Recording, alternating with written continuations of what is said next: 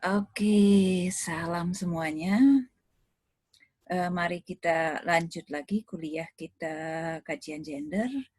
Dan topik kali ini adalah tentang kekerasan seksual terkait rape culture dan terkait juga intervensi yang dilakukan oleh feminisme dalam hal itu.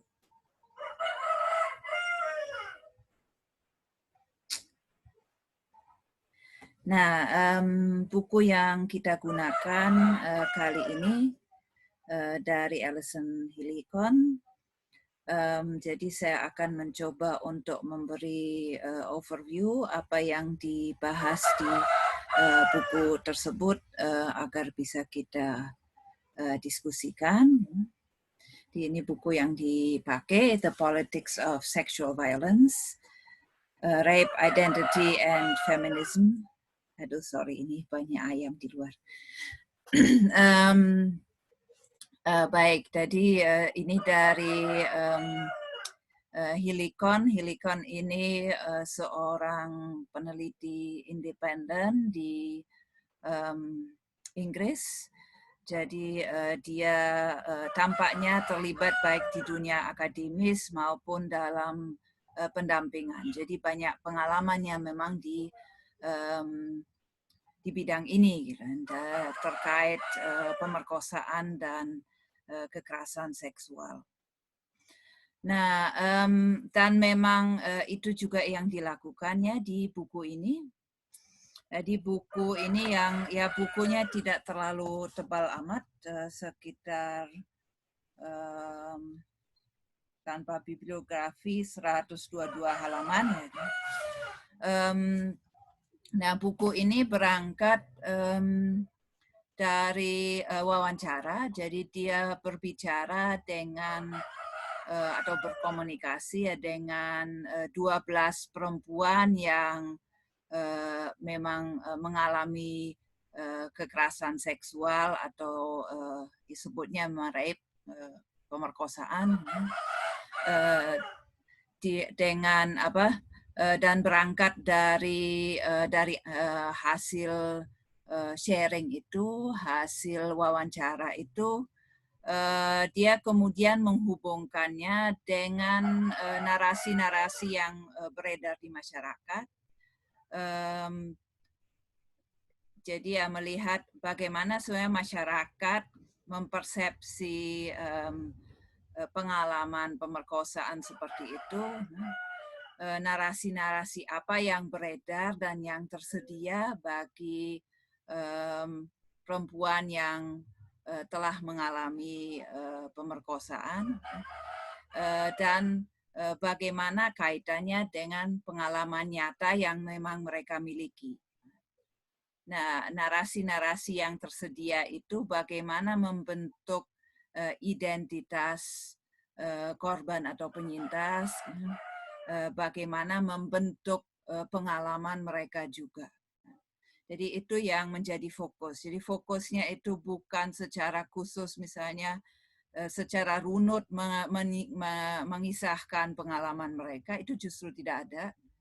Di tepatnya seperti apa kekerasan yang mereka alami, bagaimana alur kejadiannya itu justru tidak dikisahkan di situ, tapi lebih kepada melihat bagian-bagian pengalaman yang atau pengakuan yang relevan dengan pertanyaan khusus seperti itu. Jadi di masyarakat seperti apa sih persepsi tentang pemerkosaan, kemudian bagaimana hal itu membentuk pengalaman perempuan yang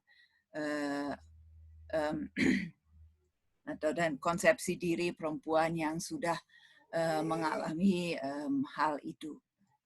Healy-Kohn sendiri bukan survivor pemerkosaan, jadi dia sendiri tidak mengalami. Jadi dia sebagai outsider yang mencoba untuk memahami pengalaman para narasumbernya. Memang secara khusus di sini narasumber dibatasi perempuan, bukan berarti bahwa tidak ada korban kekerasan seksual laki-laki, tapi memang di sini khusus yang dibahas adalah perempuan, karena memang pengalaman ini mayoritas dialami oleh perempuan.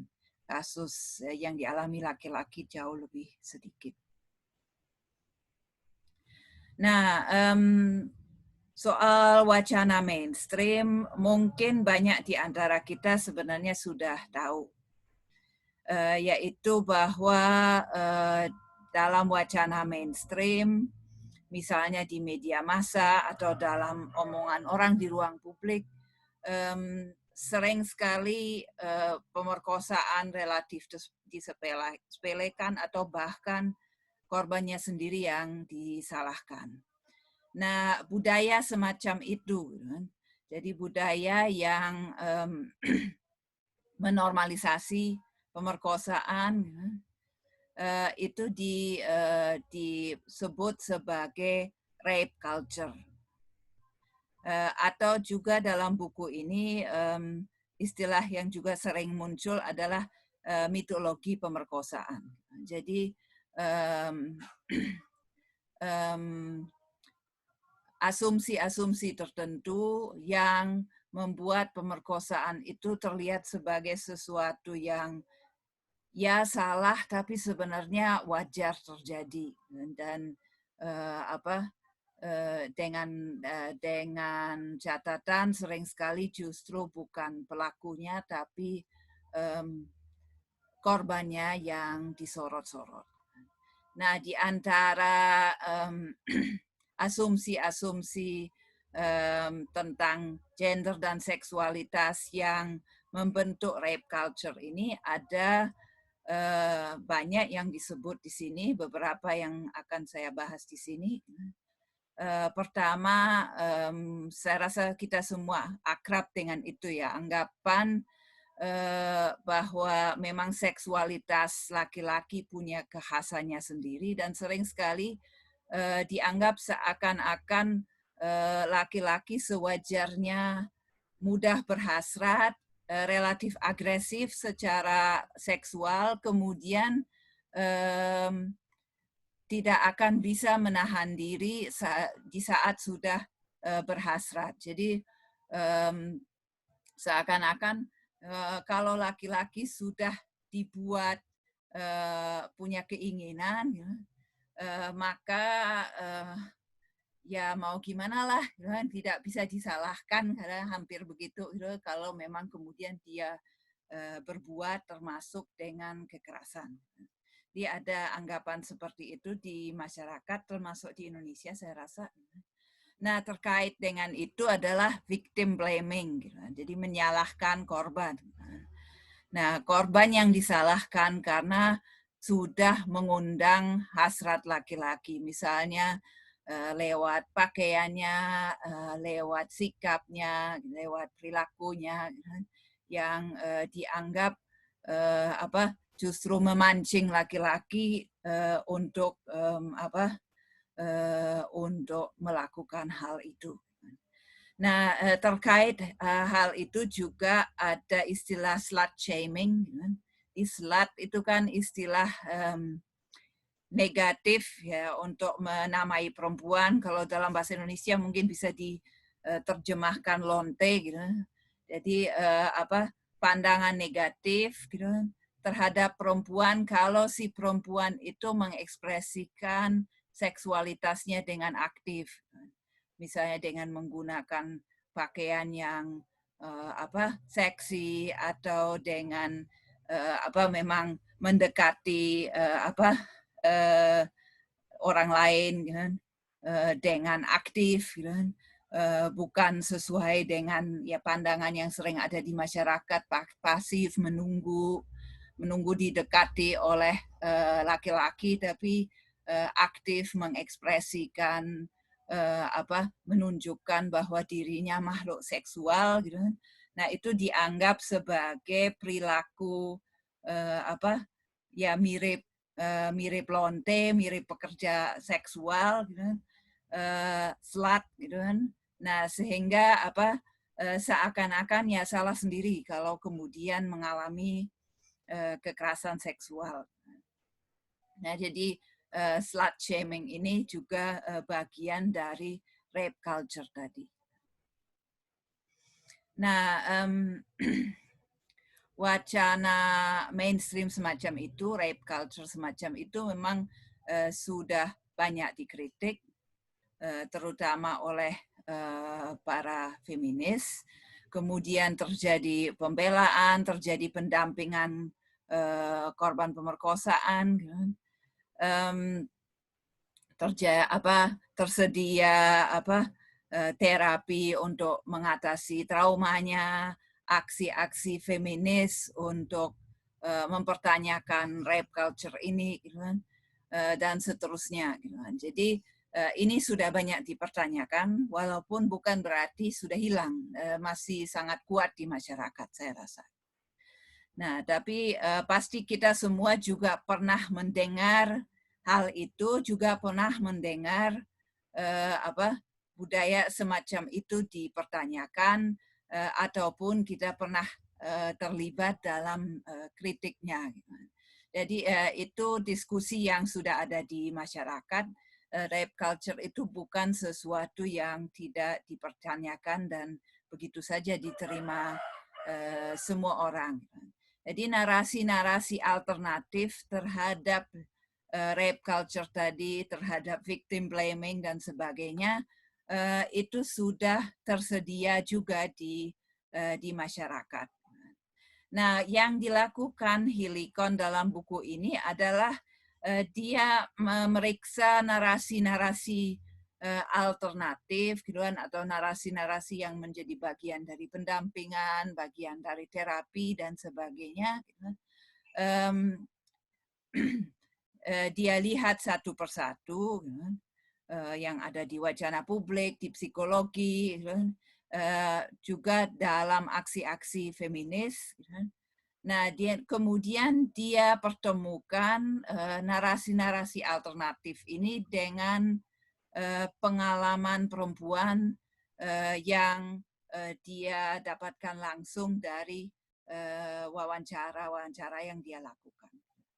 Jadi ya dia kemudian dari perspektif itu juga melakukan kritik terhadap narasi-narasi yang ada, karena dia melihat bahwa narasi-narasi alternatif yang tentu saja sudah lebih positif ya daripada rape culture tadi, itu juga sering sekali tidak sepenuhnya sesuai dengan kebutuhan perempuan-perempuan yang mengalami kekerasan seksual ini.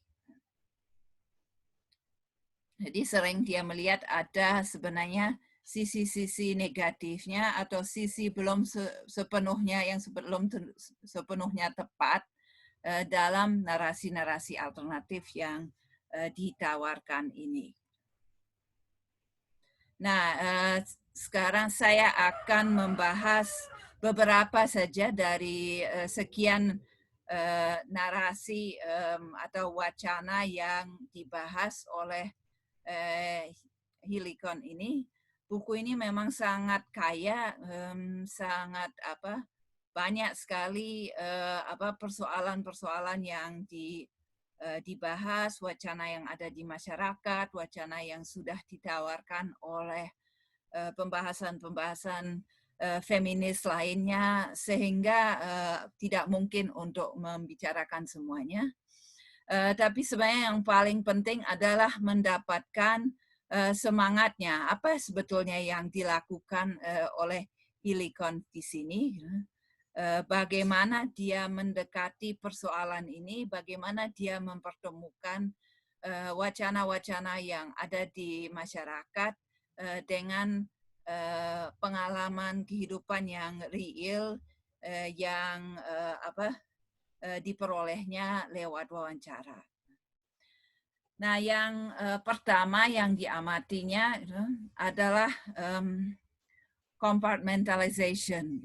Jadi pengklasifikasian, kompartmentalisasi, gitu, di mana ya pemerkosaan sering dalam wacana publik ataupun wacana hukum misalnya diklasifikasi dengan berbagai cara untuk membedakan antara jenis pemerkosaan yang ada, misalnya dibedakan antara stranger rape, jadi pemerkosaan yang dilakukan oleh orang yang tidak dikenal sama sekali di ruang publik misalnya, dan dengan pemerkosaan yang dilakukan oleh orang yang dekat, misalnya keluarga dekat atau pasangan. Nah, kemudian juga sering sekali diklasifikasikan seriusnya kasus itu, gitu kan. Jadi misalnya kasus tertentu dipersepsi sebagai sangat parah, yang lain dipersepsi sebagai relatif sepele dalam tanda kutip, gitu kan.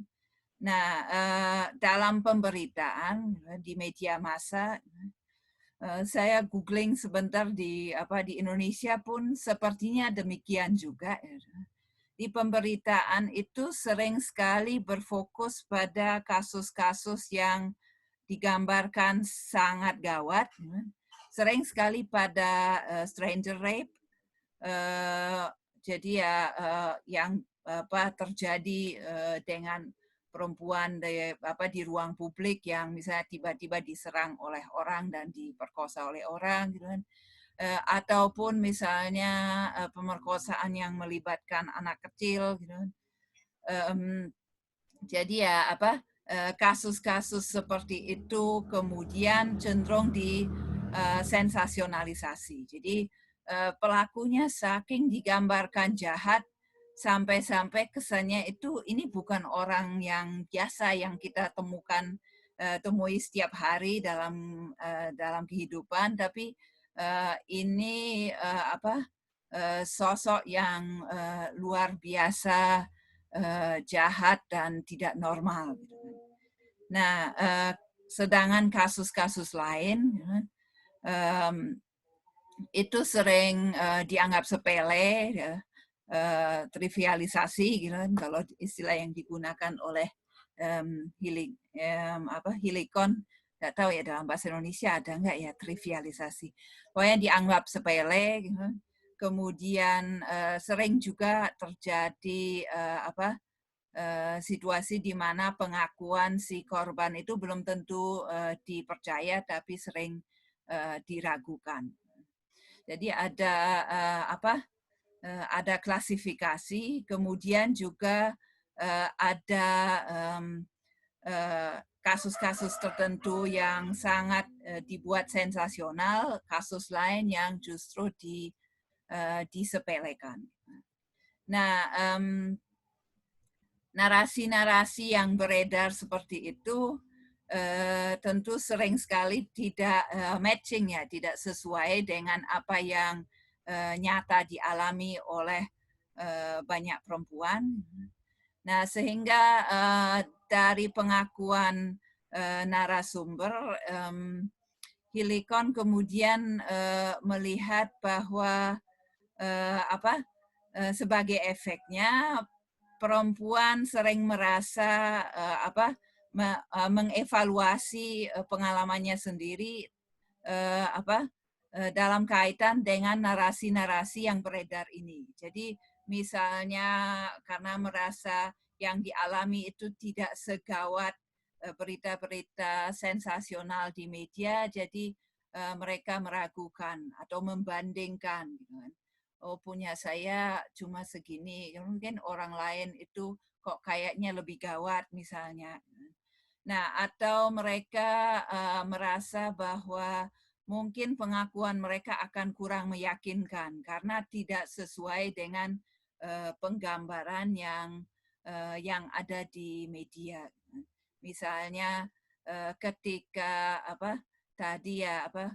dalam penggambaran di media sering sekali si pelakunya seakan-akan luar biasa jahat, seakan-akan bukan orang biasa.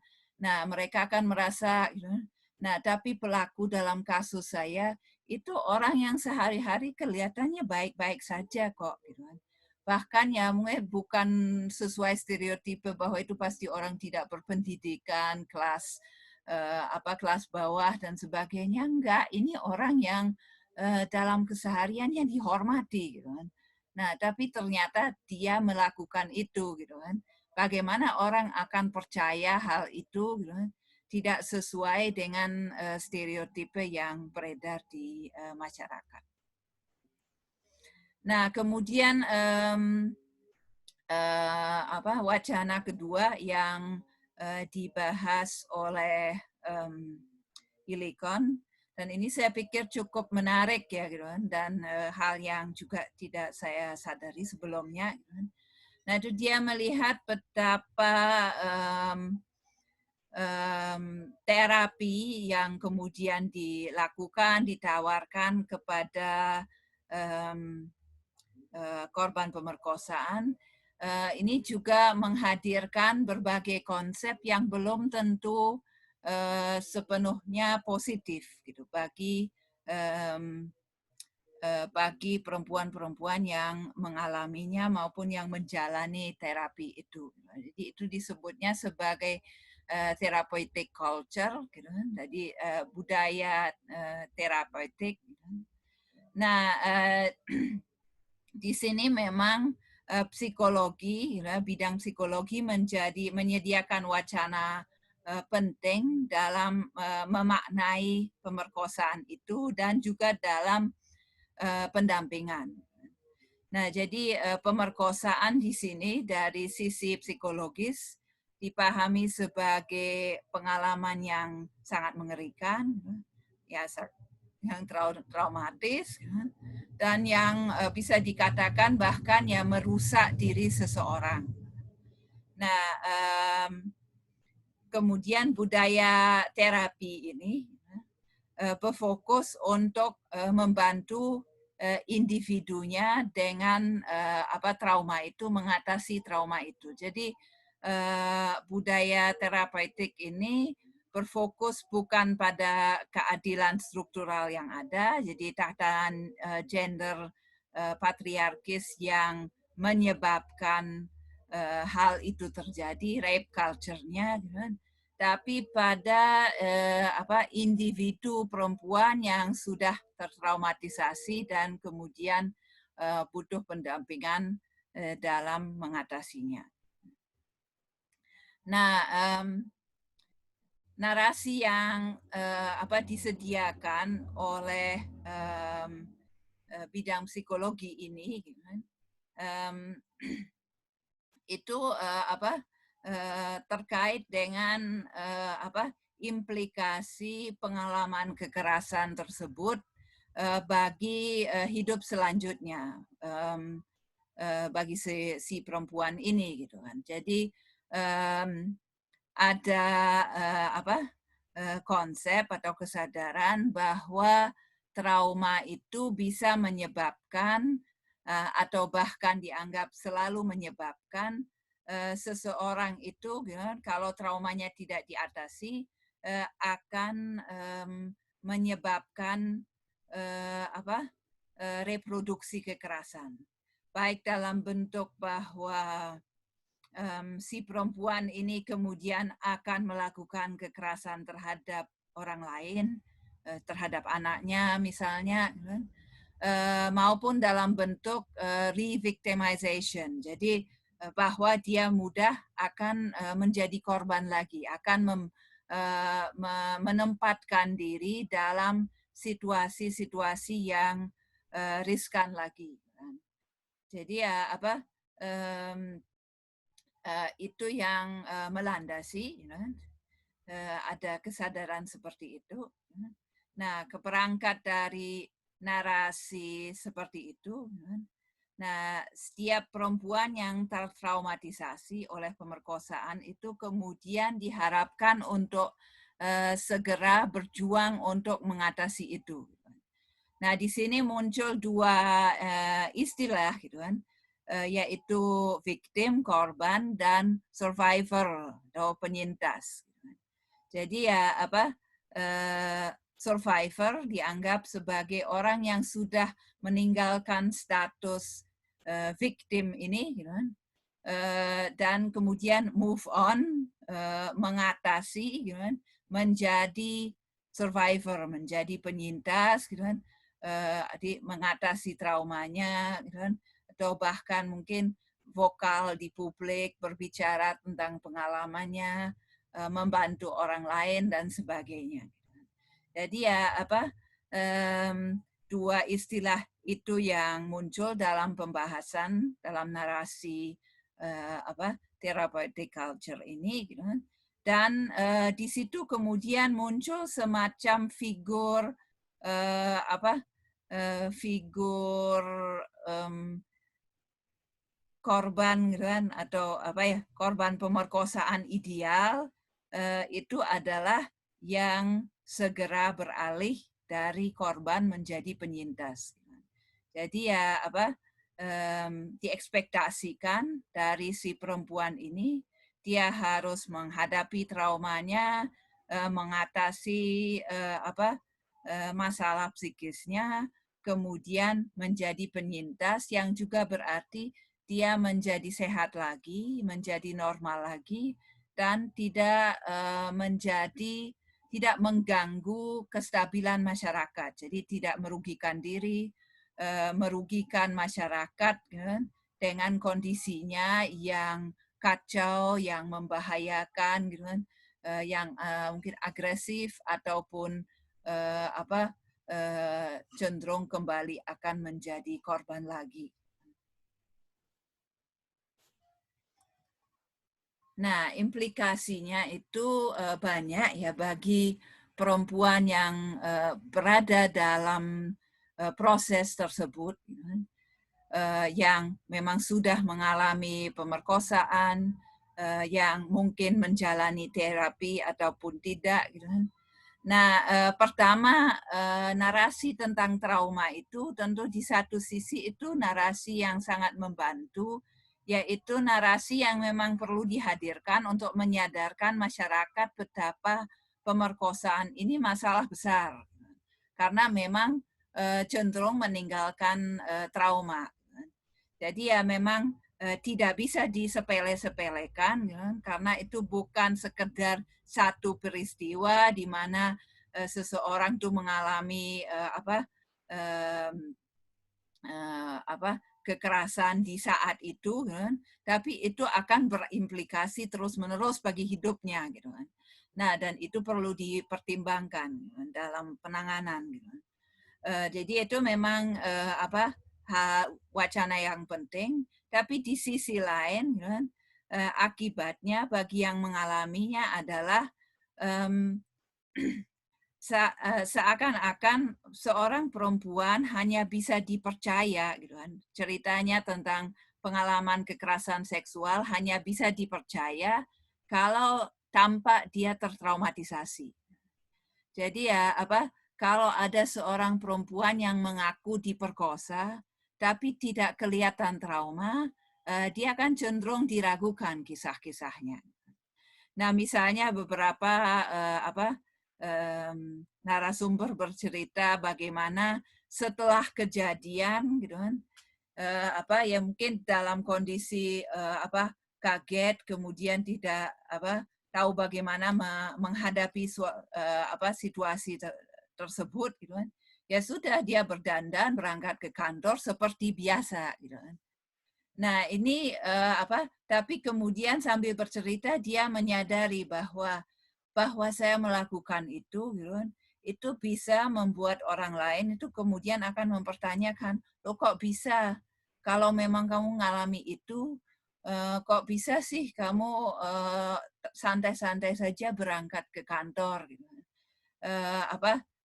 Seakan-akan itu membuktikan nggak mungkinlah itu terjadi, gitu kan. Ini kebohongan, tidak real, gitu.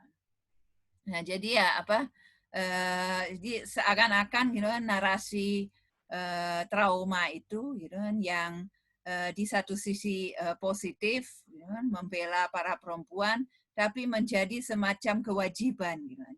Jadi seakan-akan tidak mungkin ada perempuan yang tidak mengalami itu, gitu kan, atau tidak menunjukkan tanda-tanda trauma, gitu kan, otomatis kisahnya akan diragukan. Nah, kemudian kedua adalah terkait figur korban pemerkosaan ideal tadi. Jadi ya ekspektasi masyarakat bahwa si korban ini harus segera berjuang mengatasinya, kemudian menjadi penyintas, gitu kan. Sudah selesai pengalaman mengerikannya itu dan dia tidak akan terus-menerus mengganggu orang dengan statusnya yang penuh kekacauan itu. Nah, itu tentu juga dirasakan oleh perempuan sebagai beban tertentu. Jadi perempuan sering merasa terus-menerus dievaluasi apakah dia sudah mengatasinya dengan baik, gitu kan. Kalau tidak, gitu kan, dia akan dinilai sebagai kurang bertanggung jawab, atau kalau kemudian dia menjadi korban lagi akan disalahkan sendiri, gitu kan, karena dianggap ya tidak mengatasi pengalamannya atau traumanya dengan baik, dan itu justru menyebabkannya berperilaku kurang hati-hati, gitu kan, atau menempatkan diri dalam situasi serupa lagi sehingga menjadi korban lagi. Jadi ya pendampingan itu kemudian justru menghadirkan ekspektasi tertentu di mana perempuan yang mungkin menolak terapi, gitu kan, tidak tertib menjalani itu atau tidak bisa mengatasi traumanya itu kemudian menjadi termarginalkan dan bahkan bisa jadi tidak mendapat akses lagi untuk bantuan-bantuan yang ada. Nah, kemudian memang sudah kita lihat juga itu betapa perempuan yang mengalami pemerkosaan itu sangat sering tidak dipercaya. Jadi ya kepercayaan masyarakat ataupun misalnya polisi, pengadilan, lingkungan terhadap kisah pemerkosaan itu sangat bersyarat. Jadi ada sekian faktor yang bisa menyebabkan kisah seorang perempuan itu dianggap cenderung tidak bisa dipercaya atau bohong. Nah, misalnya kalau perempuannya sendiri berada di situasi seperti misalnya dia pekerja seks atau dia perilaku seksualnya dianggap cenderung membahayakan atau tidak bermoral, nah itu sering dianggap sebagai tidak meyakinkan kalau dia bercerita diperkosa, gitu kan. Ataupun kalau ia dianggap ya salah sendiri di posisi seperti itu, gitu kan. Nah, kemudian karakter si perempuan juga sering terus-menerus dievaluasi.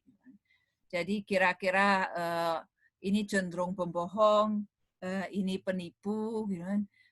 Ini karakter perempuan yang seperti apa, gitu kan. Yang bisa dipercaya enggak ceritanya.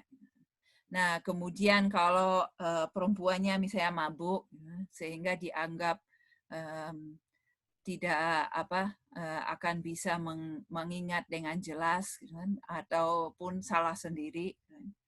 Nah, kemudian perempuan yang dianggap sembrono, dianggap menempatkan diri di dalam situasi yang terlalu riskan, gitu kan, tidak menjaga diri dengan baik, itu juga sering justru tidak dipercaya. Gitu kan.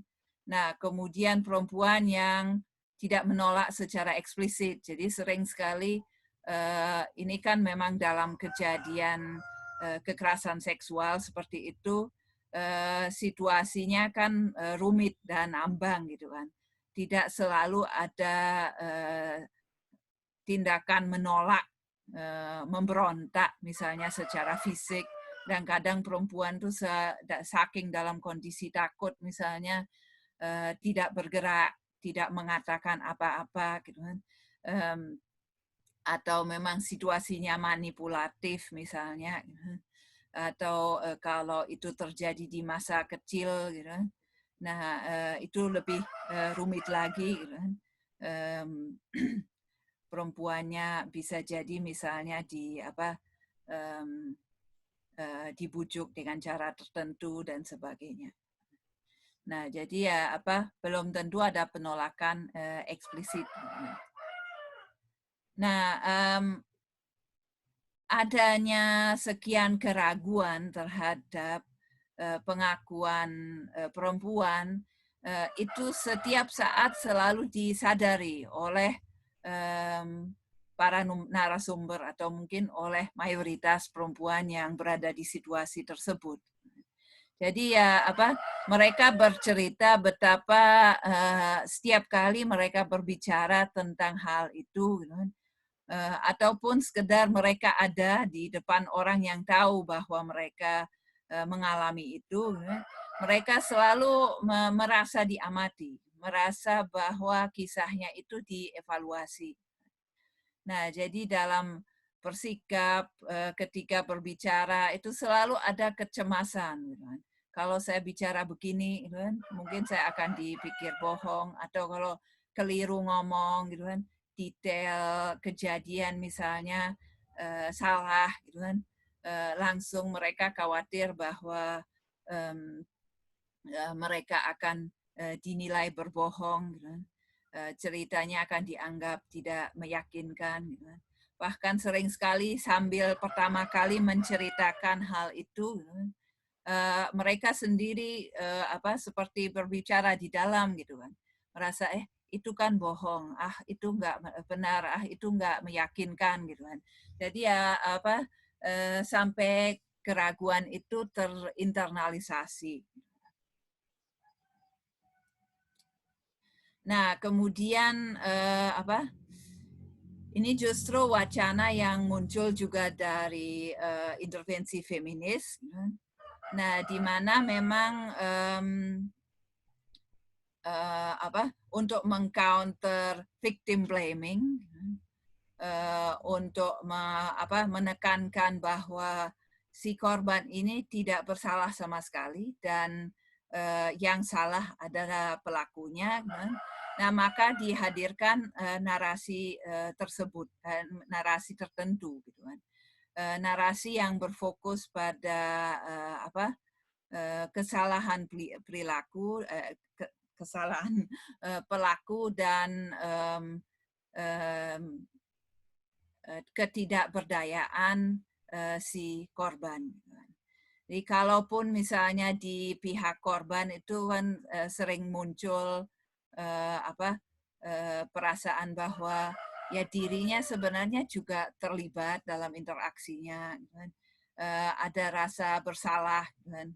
Atau rasa malu di pihak korbannya, atau justru kadang muncul rasa simpati dari si perempuan yang diperkosa ini pada pelakunya, apalagi kalau itu sesuatu yang terjadi bukan hanya sekali peristiwa, tapi misalnya dalam waktu yang lama, berulang kali, misalnya di dalam keluarga, atau kalau seseorang itu ditahan di tempat tertentu oleh pelakunya dan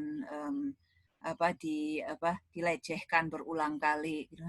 Nah, itu kan muncul semacam hubungan antara pelaku dan korban, gitu kan. Dan bisa muncul emosi ikatan tertentu, gitu kan. Nah, semua itu dilihat dalam wacana feminis ini memang sebagai bagian dari gejala trauma saja, gitu, yang memang harus diatasi. Tidak ada sebenarnya keterlibatan semacam itu persoalannya sebetulnya jelas, yaitu pelakunya itu yang sepenuhnya salah, yang sepenuhnya aktif, dan si korban ini memang tidak berdaya, karena dia dijadikan korban. Nah, di satu sisi tentu wacana seperti itu berguna dan benar gitu kan. Memang yang salah itu pelakunya, bukan korbannya tentu saja. Nah, tapi sering sekali dengan adanya wacana seperti itu, perempuan diposisikan sepenuhnya sebagai korban pasif, tidak berdaya sama sekali. Nah, itu posisi yang sangat tidak mengenakan kan sebenarnya bagi perempuan. Nah, jadi di sini Helikon berdasarkan wawancara-wawancara yang dia lakukan itu menilai betapa bahwa sebagian perempuan berusaha menciptakan narasi yang berbeda. Jadi ya kalau muncul narasi-narasi di mana diri si perempuan itu juga ikut melakukan sesuatu, ikut berpengaruh, gitu kan, ikut punya agensi, gitu kan.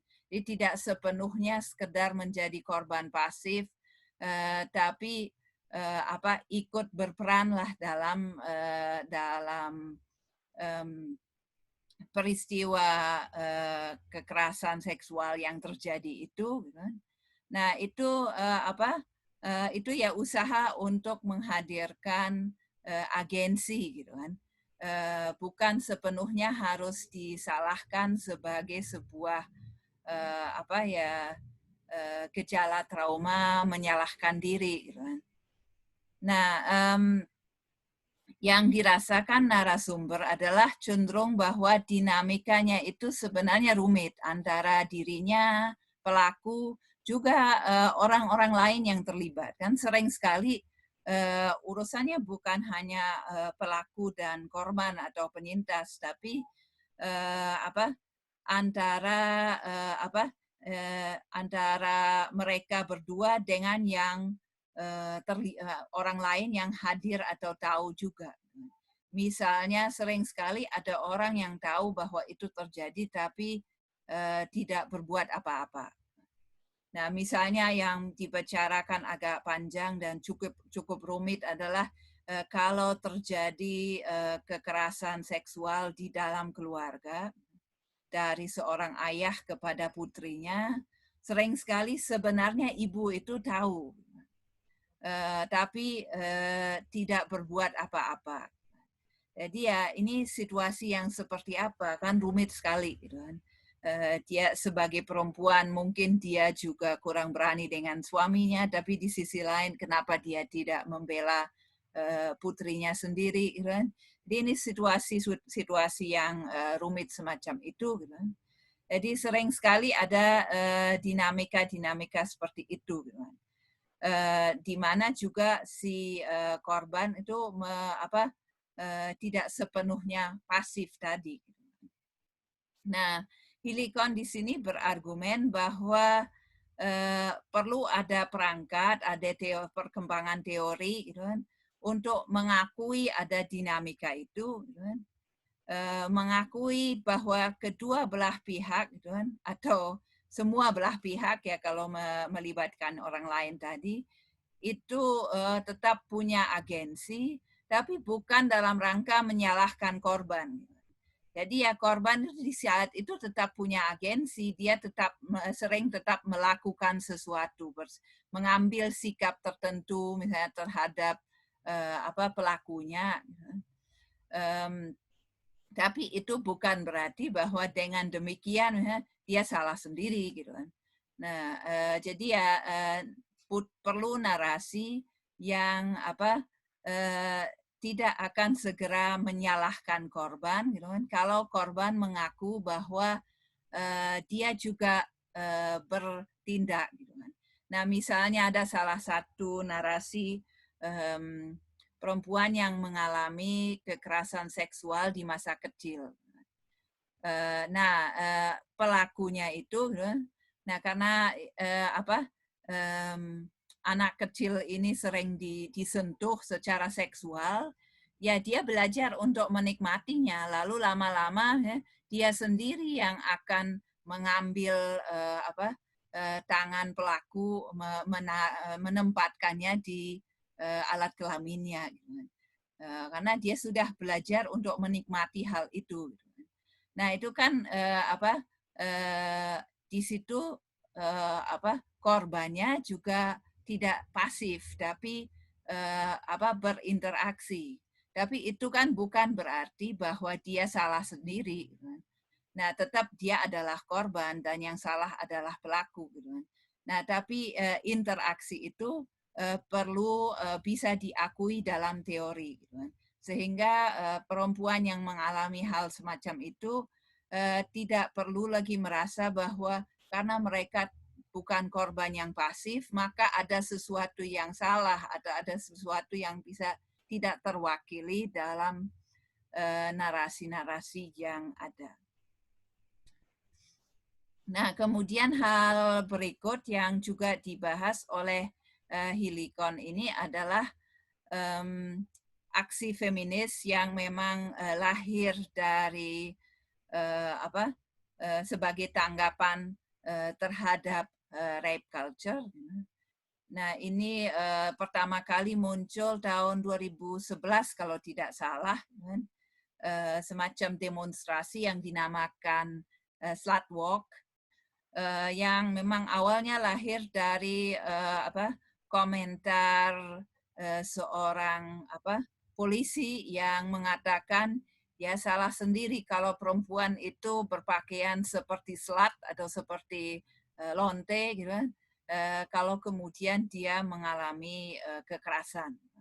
Nah, tadi itu yang menjadi pemicu gitu kan, munculnya slut walk itu yang kemudian juga menyebar ke seluruh dunia dan dilakukan perempuan di mana-mana, atau bukan hanya perempuan sih sebenarnya yang terlibat, juga dilakukan di mana-mana untuk menyuarakan hal semacam itu. Jadi slut walk itu pada dasarnya merayakan atau mempromosikan pemahaman tertentu tentang seksualitas, terutama seksualitas perempuan. Nah, jadi ya berangkat dari kesadaran bahwa pertama ya perempuan sering disalahkan sendiri ketika dilecehkan, terutama sekali pakaiannya sering disalahkan, juga ya pekerjaannya misalnya menjadi pekerja seks, atau sikapnya. Nah, di situ ada kesadaran bahwa sebenarnya perilaku seksual yang kalau dilakukan laki-laki dianggap sangat wajar saja, gitu, tidak dipersoalkan sama sekali. Tapi kalau hal serupa dilakukan oleh perempuan, gitu kan, seksualitas yang aktif, agresif, gitu kan, proaktif mendekati orang lain, gitu kan,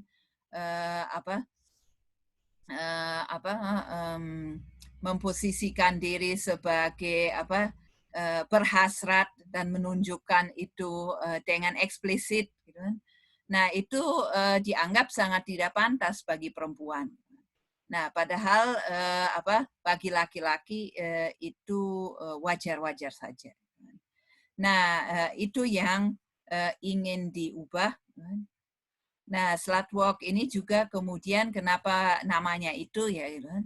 Jadi kata slut itu kan istilah negatif ya untuk perempuan dengan seksualitas yang aktif, gitu kan. Nah, kata itu justru direclaim, gitu kan. Jadi dipakai ulang, dimaknai sebagai sesuatu yang positif, gitu kan. Jadi slut gitu ya sebagai perempuan dengan ekspresi seksual yang eksplisit, yang aktif, itu dimaknai sebagai sesuatu yang positif di sini.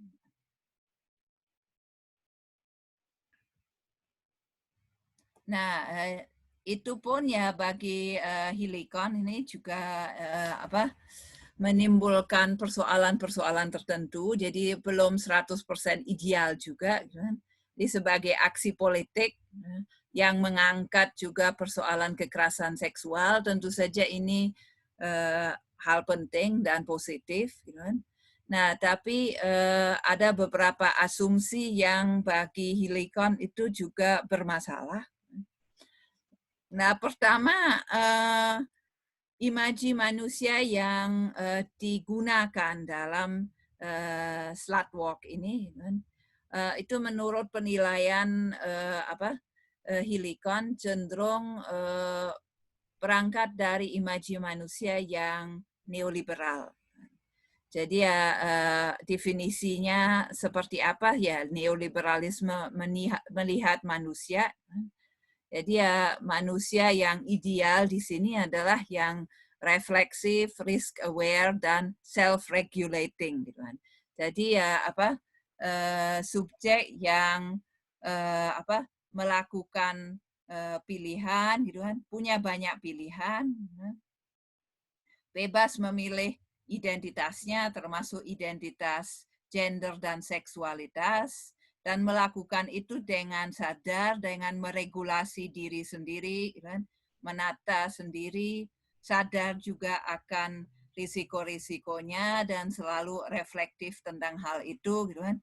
Nah, sehingga identitas yang dipilih itu kemudian bisa diperankan, ya, sering sekali secara konsumtif, misalnya dengan performance yang dilakukan dengan mengkonsumsi hal tertentu, membentuk pengalaman tertentu, tapi tanpa mengganggu siapa-siapa, katakanlah, tanpa merepotkan layanan publik dan sebagainya, tapi memilih dan kemudian mengatur diri di situ. Jadi ya itu yang terlihat di sini. Jadi sangat merayakan pilihan. Seksualitas itu adalah pilihan. Semua orang itu harus sadar akan pilihannya, kemudian menghormati pilihan-pilihan orang lain. Nah, yang kurang dibahas justru ketidakadilan struktural, gitu kan, dengan berbagai lapis, sering bukan hanya gender dan seksualitas, tapi juga ras dan sebagainya, yang sebenarnya memang ada di masyarakat dan harus dipersoalkan. Gitu kan. Nah, sehingga sebenarnya ideal semacam itu kan tidak bisa tercipta. Jadi ya merayakan pilihannya itu, merayakan pluralitas identitas gender dan seksual yang ada. Nah, kemudian hal kedua yang juga dikritik oleh Healycon di sini adalah bahwa dengan mempromosikan seksualitas aktif tadi, gitu kan, seksualitas ala slut tadi, gitu kan, itu sebetulnya sangat serupa dengan seksualitas laki-laki. Jadi seksualitas perempuan yang dipromosikan itu mengikuti model seksualitas laki-laki. Dan itu perlu dipertanyakan apakah memang tepat seperti itu. Nah, dalam pengalaman real yang dijumpai Healycon dalam penelitiannya, itu klasifikasi seperti yang hadir lewat slutwalk ini, yaitu klasifikasi bahwa seksualitas yang perempuan yang pasif itu harus ditinggalkan, kemudian seksualitas harus dibebaskan, harus menjadi pilihan yang bebas, di mana selalu ada kesepakatan antara semua pihak. Nah, pengalaman real itu jarang sesuai dengan klasifikasi semacam itu. Pengalaman umumnya sifatnya rumit, penuh nuansa. Nah, itu jadi narasi yang ditawarkan itu sering dirasakan itu tidak mewadahi pengalaman perempuan-perempuan yang sudah mengalami pemerkosaan. Nah, lebih-lebih itu kan justru kalau kita berfokus pada pengalaman seksual, nah sering sekali dalam narasi perempuan-perempuan yang diwawancarai oleh Helikon muncul narasi seputar betapa sulitnya menjalani hubungan seks setelah pemerkosaan itu terjadi. Jadi ya seksualitas justru menjadi sangat problematis setelah itu, bahkan kalau mendapat pasangan yang sangat pengertian, yang sangat mendukung, di situ pun tetap mereka memiliki masalah, gitu kan. Misalnya entah tetap selalu curiga pada si laki-laki, gitu kan. Atau tidak bisa menikmati hubungan seksual dan sebagainya. Jadi ya seksualitas itu semakin rumit ya setelah ada peristiwa kekerasan. Nah, kemudian di situ Helikon menggambarkan sering ada usaha untuk mereklaim tubuh sendiri, gitu. Untuk karena sebagai akibat dari pemerkosaan itu semacam itu kan pemerkosaan semacam invasi ya terhadap tubuh perempuan, gitu kan. Di mana tidak dihargai batasnya sehingga ya seakan-akan perempuan itu tidak memiliki lagi tubuhnya. Nah, itu usaha untuk kembali mendefinisikan diri, untuk kembali mereklaim tubuhnya itu tidak bisa dilakukan dengan sekedar mengapropriasi seksualitas laki-laki tadi. Jadi dengan memposisikan diri sebagai memiliki seksualitas aktif seperti yang umumnya ada dalam wacana seksual laki-laki. Nah, jadi butuh wacana alternatif di situ.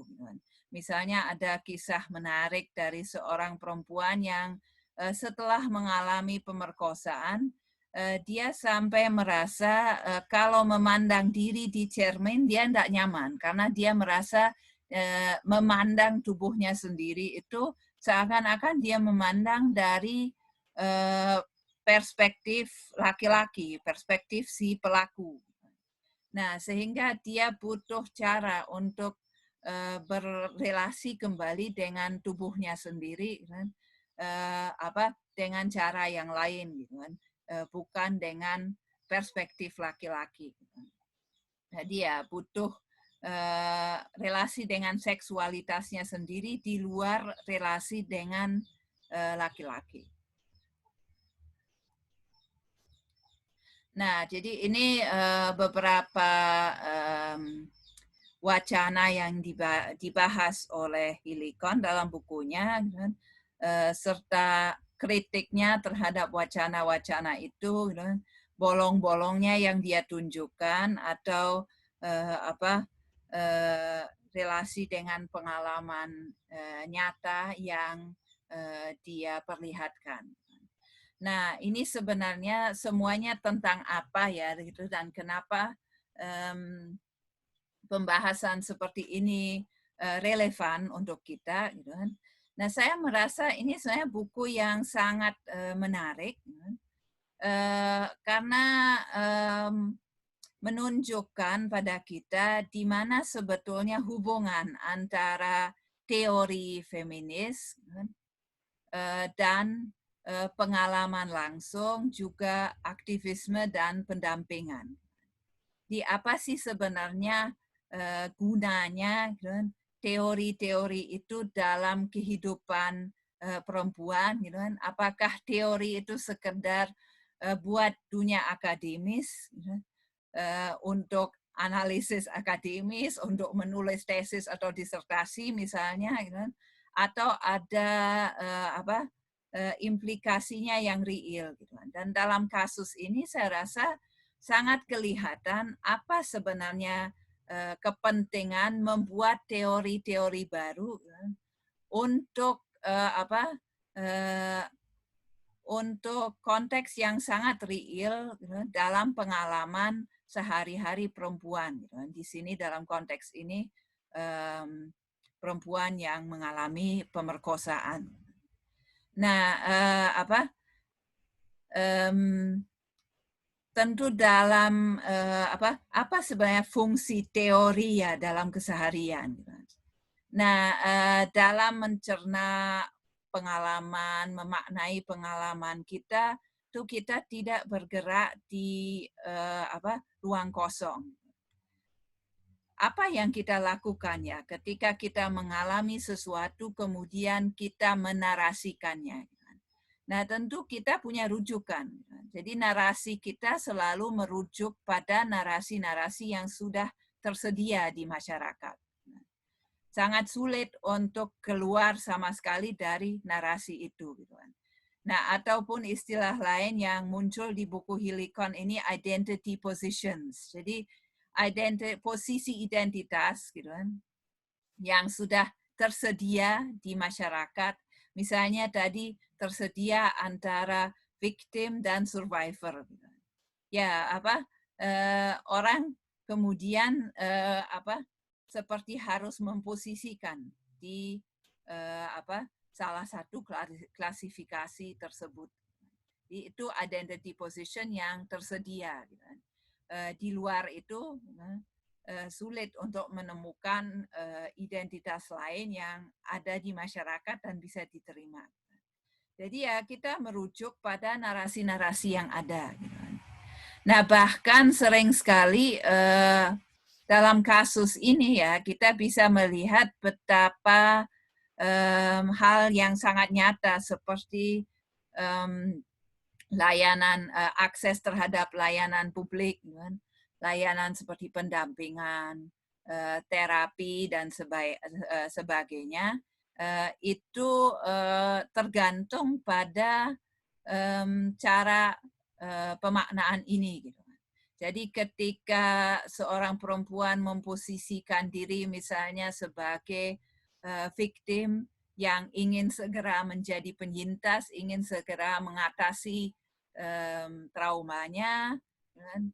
Jadi ya memposisikan diri memiliki trauma dan ingin mengatasinya, maka dia akan bisa mengakses layanan-layanan pendampingan, terapi dan sebagainya yang ada.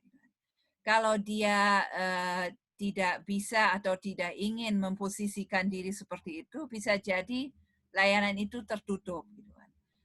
Atau misalnya dia tidak segera mau mengakses itu, kemudian dia terreviktimisasi tadi. Nah, orang akan kemudian juga sudah tidak percaya padanya dan bisa menjadi akses tertutup juga baginya. Jadi ya ini punya implikasi real gitu ya, narasi mana yang dipilih seseorang itu kemudian mempengaruhi. Nah, yang sudah dilakukan oleh feminisme dan ditunjukkan oleh Helicon adalah mengkritik narasi yang tersedia. Jadi ya dari kondisi di mana narasi yang tersedia di masyarakat adalah terutama tadi narasi victim blaming, gitu, rape culture, slut shaming. Gitu. Nah, kemudian feminisme menyediakan narasi-narasi alternatif. Nah, kemudian juga muncul narasi-narasi terapeutik tadi, bagaimana pemerkosaan menimbulkan trauma, bagaimana itu perlu dan bisa diatasi. Jadi narasi-narasi alternatif seperti itu muncul dan itu tentu saja positif, gitu kan. Nah, tapi yang ditunjukkan oleh Healy-Kohn di sini dan yang dilakukan, ditawarkan lewat bukunya itu adalah betapa tawaran alternatif ini harus terus-menerus dievaluasi ulang lagi. Jadi selalu harus dikaitkan lagi dengan pengalaman real. Apa sih implikasinya bagi perempuan yang mengalami? Narasi-narasi itu apakah sudah memadai, sudah menawarkan jalur hidup, gitu kan, akses, juga narasi pribadi yang lebih sesuai buat perempuan, atau perempuan yang berada di situasi itu tetap merasa bahwa saya narasi baru ini juga tidak sepenuhnya tepat, justru menimbulkan belenggu-belenggu baru, gitu kan. Justru memarginalkan korban atau penyintas tertentu. Ini jadi ribet mau ngomong apa karena tadi kita lihat istilah korban dan penyintas juga sama-sama bermasalah. Jadi ya mau misalnya seperti yang kita lihat tadi, taruhlah perempuan yang mengalami pemerkosaan tapi tidak terlihat tertraumatisasi.